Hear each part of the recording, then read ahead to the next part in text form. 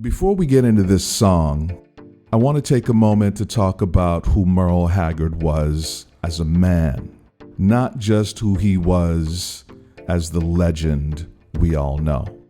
Merle didn't come into this world polished or privileged.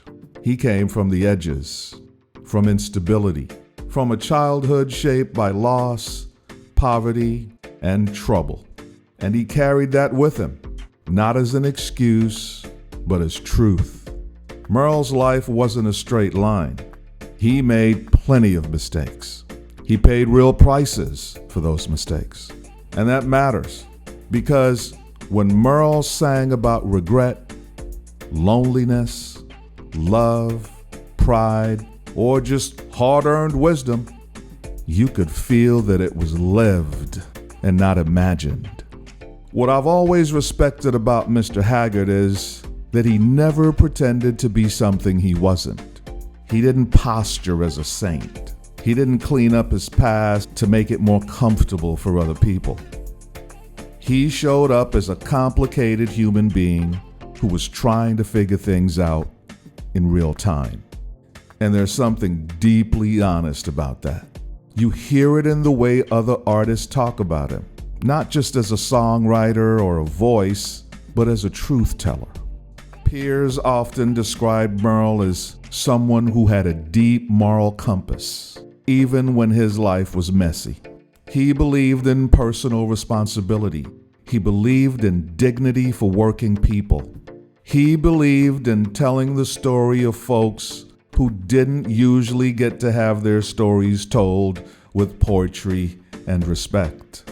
There's also something to be said about Merle's loyalty. Loyalty to the roots of country music, loyalty to tradition, loyalty to the idea that music should reflect real life, not just polish it up for the radio. He carried Bakersfield with him everywhere he went. He never forgot where he came from. And you can hear that humility in the way his songs sit with you.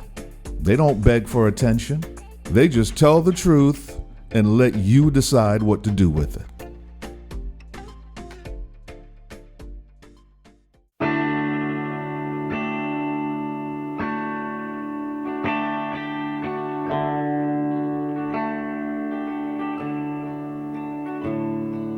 The first time we met is a favorite memory of mine. They say time changes all it pertains to, but your memory is stronger than time. I guess everything does change except what you choose to recall.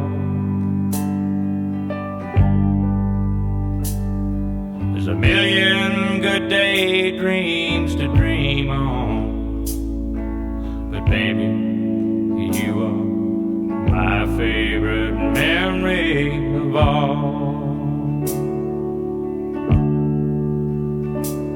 Like the night we made love in the hallway, slept all night long on the floor. Like the winter we spent on Lake Shasta, alone and closer than ever before. And I remember that London vacation. It was you who made the whole thing a ball. There's a million good times I could dwell on, but baby, you are my favorite memory of all.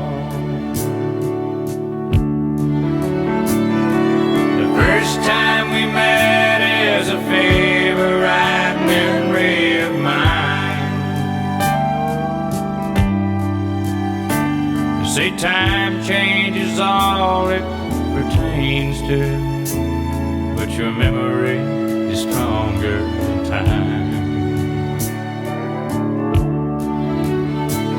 I guess everything does change except for you choose to recall.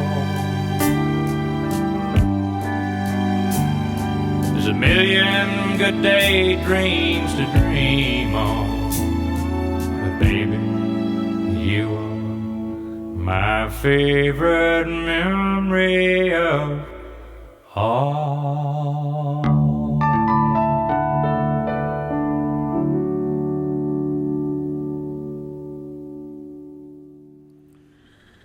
Wow.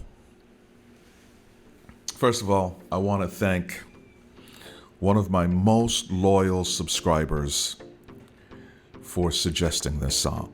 She suggested this song some 10 months ago upon her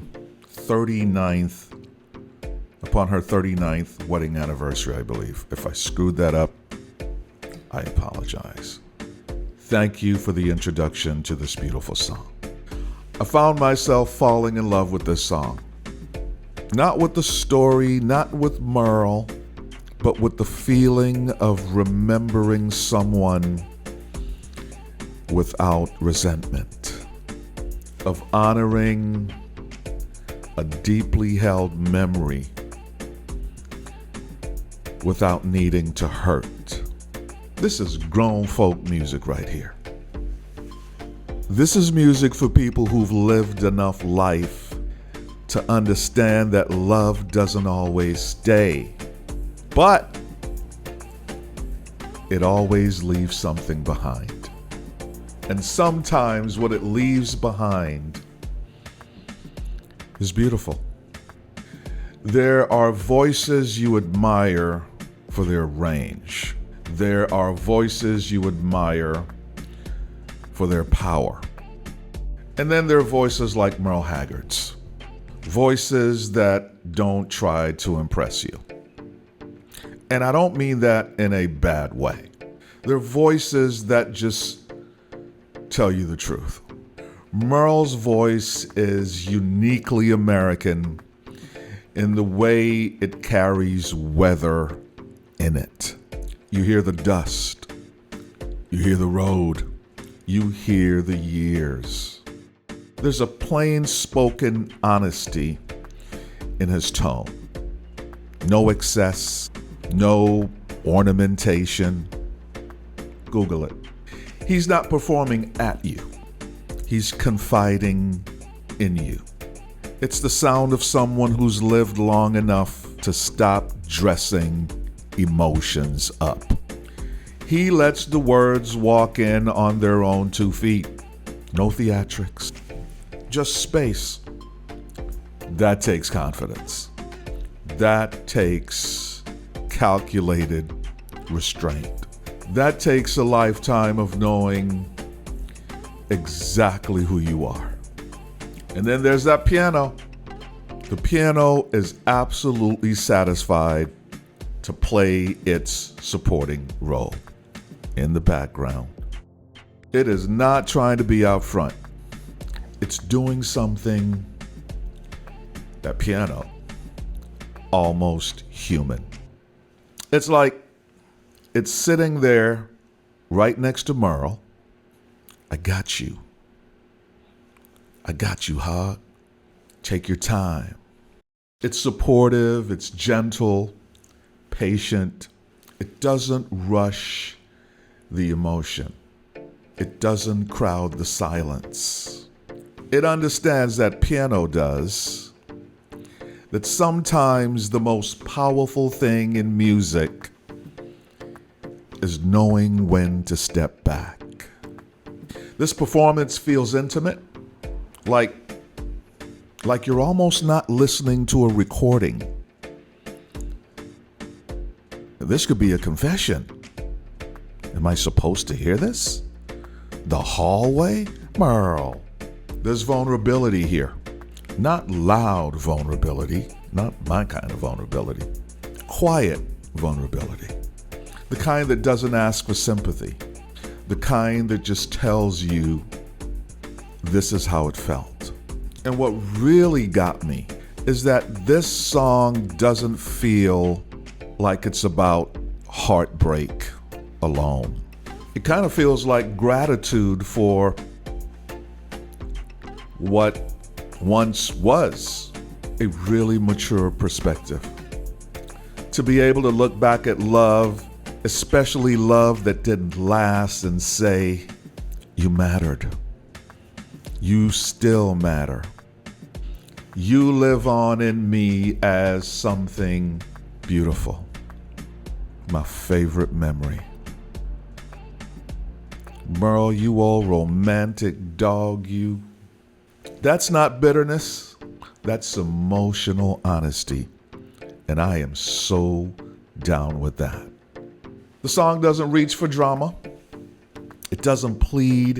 It doesn't posture. It just sits with you. And that's really, really good.